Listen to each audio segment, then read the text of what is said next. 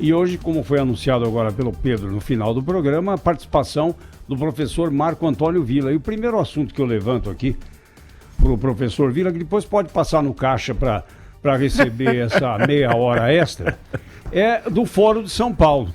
Primeiro assunto do Foro de São Paulo. O Foro de São Paulo, para quem não sabe ou não se lembra, foi criado em 1990 aqui em São Paulo pelo PT e pelo governo de Cuba. E qual era o momento? Nós temos que colocar o Foro de São Paulo no contexto. Havia muito ódio já naquela época, depois de uma campanha violenta, agressiva, em 1989, quando o eleito presidente Collor trouxe para a colação assuntos que eram extremamente delicados e particulares, atingindo o seu oponente, o candidato Luiz Inácio Lula da Silva. Foi nesse contexto de ódio que se instalou, no ano da posse do presidente Collor, o Foro de São Paulo. Muito bem, já estamos na 25ª edição. E ao contrário de anos anteriores, por exemplo, no 24º, a ex-presidente Dilma foi a Cuba. E junto com ela, a presidente do PT, Gleisi Hoffmann. Hoje, Gleisi Hoffmann está aqui no Brasil. O fórum foi aberto ontem e a surpresa, o governo da Bolívia oficialmente, que era participante do Fórum de São Paulo, já declarou que não vai, embora o partido do presidente esteja lá representado, bem como lideranças de esquerda. O que era o Fórum de São Paulo? Era a tentativa da esquerda, depois da queda do Muro de Berlim, chegar ao poder. E num primeiro momento isso foi alcançado.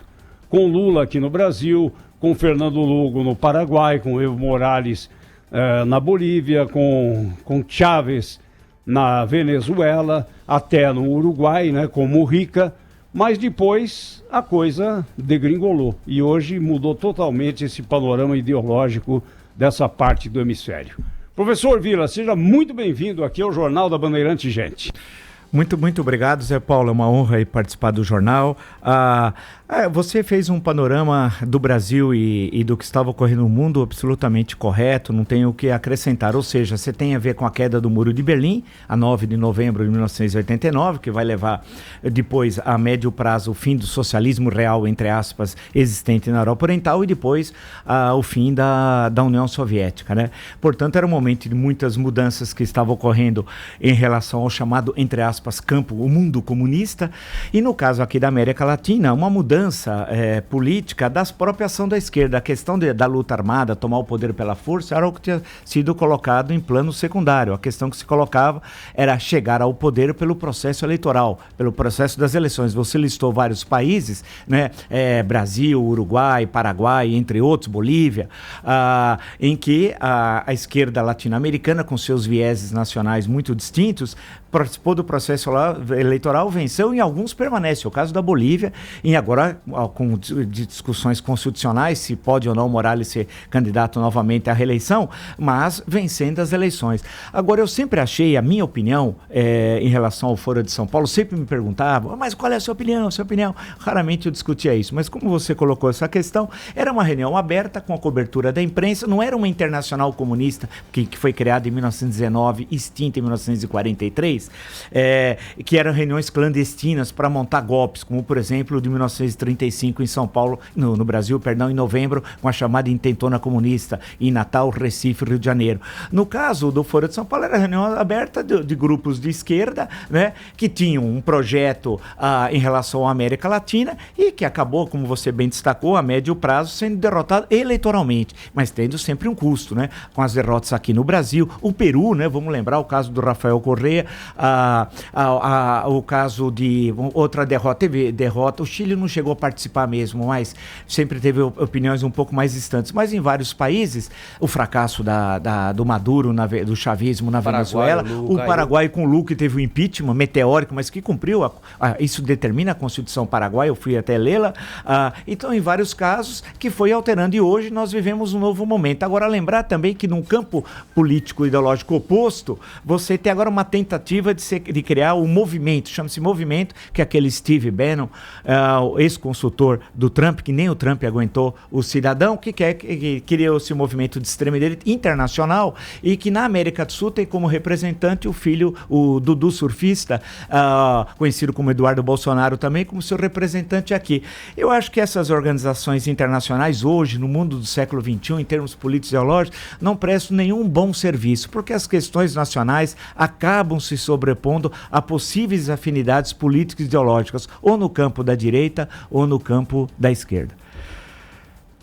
Pois é, quando é que nós vamos desarmar essa bomba, hein? Essa bomba ideológica que não leva a nada. Eu pensei que com alternância no poder, os partidos passassem a entender as dificuldades que tem quem está governando naquele momento e qual é o papel digno, né, nobre da oposição, mas infelizmente parece difícil nós alcançarmos. Mas depende muito do governante, né, Zé Paulo? A gente vê isso nesses exemplos aí citados por vocês aqui na abertura do Jornal Gente.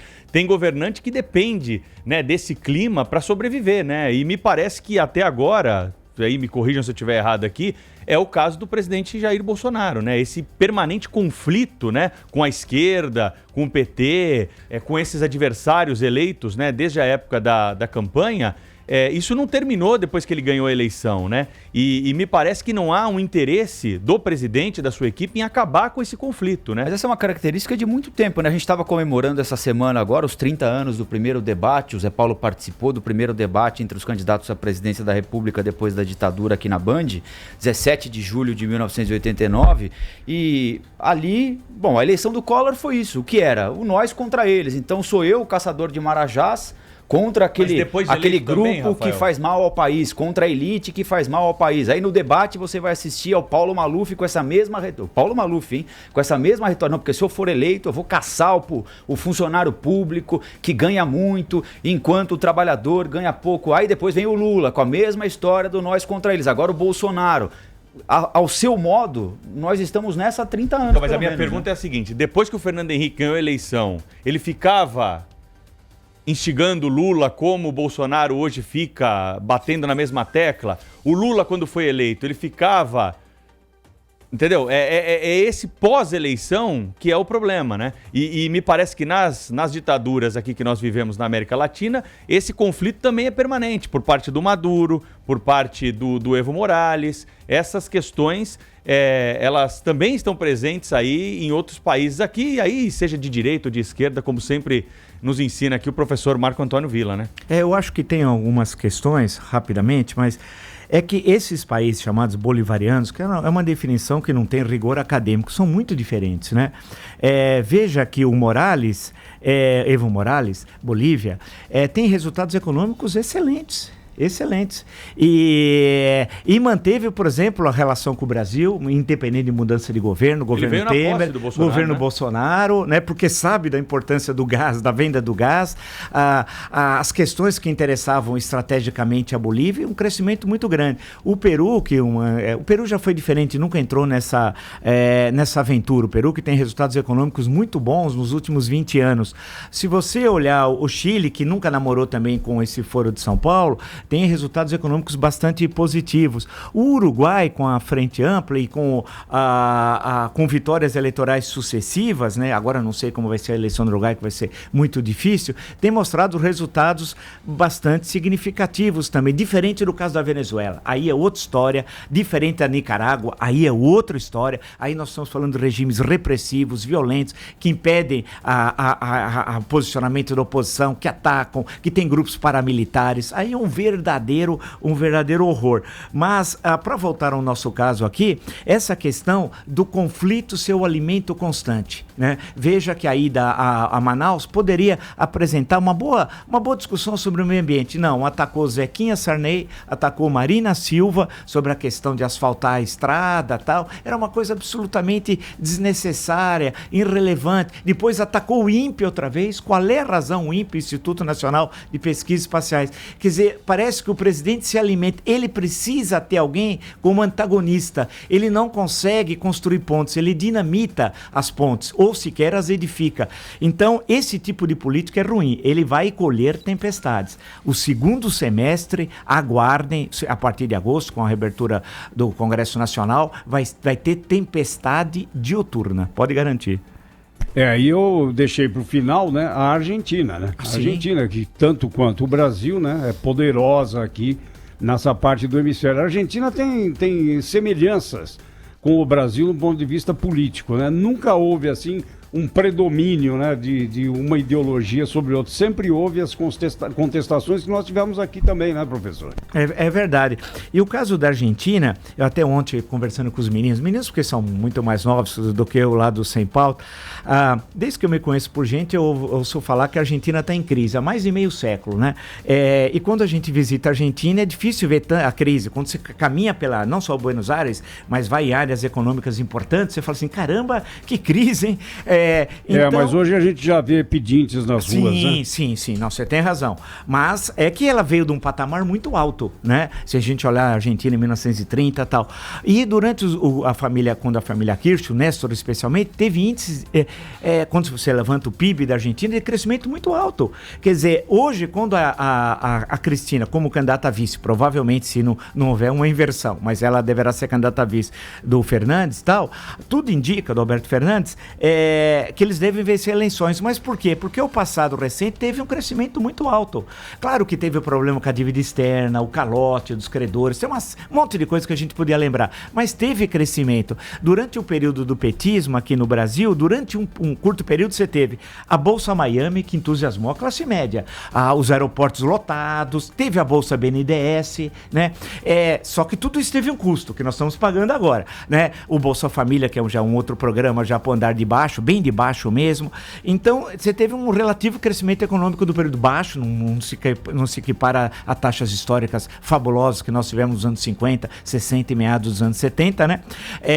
Mas o Brasil chegou a crescer, e que então, sempre fica na memória, muitas vezes, das pessoas, o momento, claro, de prosperidade, né? Então, a questão que se coloca hoje, acho eu, rapidamente, mas para nós aqui no Brasil, é entender por que nós temos esses voos de galinha nos últimos 40 anos. A gente não consegue caminhar firmemente, de ter assim uma década de crescimento econômico bom, com solidez, com desenvolvimento da ciência, tecnologia, da educação, da infraestrutura, né? Nós vivemos assim um ano razoável, 2 anos, aí um problema depois. E nós estamos nessa dificuldade desde o final dos anos 70. Nós tivemos uma época dourada de 1930 a 1980, em meio século, que o país cresceu como nunca, né? E como raros países cresceram no Ocidente. E depois nós vivemos desses voos de galinhas e que desanima. Uma última questão, desculpe a extensão, mas, por exemplo, o Zé Paulo é testemunha também. Ninguém falava de sair do Brasil. A minha geração tinha uma pessoa em Rio Preto que tinha ido para a Alemanha. Para mim, a Alemanha era tão distante que eu achava que ficava em Vênus, né? Porque todo mundo vinha para o Brasil. Era o país que recebia os imigrantes do mundo inteiro. E aí, a partir da metade da década de 80, no governo Sarney, as pessoas começam a sair do Brasil. Sair do Brasil é uma coisa recente, né? Vão para os Estados Unidos. E aí o Mário Amato, né? Não vamos esquecer, o Mário Amato diz que ele e mais 800 empresários iriam embora se o Lula ganhasse a eleição. E 89, que era o presidente da Fiesp. Então, de uma hora para outra, todo mundo começou a sair. Então, quando eu vejo essa conversa de sair do Brasil, que é comum onde eu vou. Outro dia encontrei uma senhora que ela disse que 8 pessoas da família dela já mudaram para o exterior. Eu acho horrível. Eu sempre repito aquele mote, não mude do Brasil, mude o Brasil, né? Porque é muito triste, mas eu entendo também, por outro lado, que as pessoas estão angustiadas com o seu futuro de criar seus filhos. Hoje o fascínio vai mudando. Ora é a Austrália, ora é os Estados Unidos. Hoje o fascínio é Portugal. Hoje Portugal virou fascínio, todo mundo quer, Portugal é maravilhoso, tá? Inclusive Portugal se recuperou economicamente com uma aliança de esquerda, hein? É bom lembrar que os 4 anos, e a aliança tem um apelido engraçadíssimo, geringonça. Geringonça é uma coisa ruim também no português de Portugal, do português do Brasil, mas foi dado pela oposição quando o gabinete se apresentou ao parlamento. E o que era depreciativo virou valorativo. Ele se auto-intitula, a aliança hoje ficou conhecida como geringonça. Lembra um pouco a história do Perón, que o Zé Paulo falou da Argentina, dos descamisados, né? Que eram chamados pobres, os miseráveis, só votam em peronista, e aí o Perón aproveita já, o como todo líder populista, diz, nós somos descamisados, e etc, etc. Mas só lembrar do caso de Portugal, que a recuperação econômica de Portugal nos últimos anos, que é palpável, se deu com uma aliança de esquerda, né? Liderado pelo PS, pelo Partido Comunista Português, que não faz parte formalmente da aliança, e o Bloco de Esquerda, BE, que é interessante o caso de Portugal para entendermos como é que se dá a recuperação. Mas para voltarmos aqui, esse fascínio, cada hora nós queremos ir embora. Que embora? Nós somos um grande país, pô, caramba, né? Nós temos tudo para melhorar e sair dessa. Falta resolver o nó político, que é o nó Gorde. Precisa ter um Alexandre Magno para cortar o nó Gorde.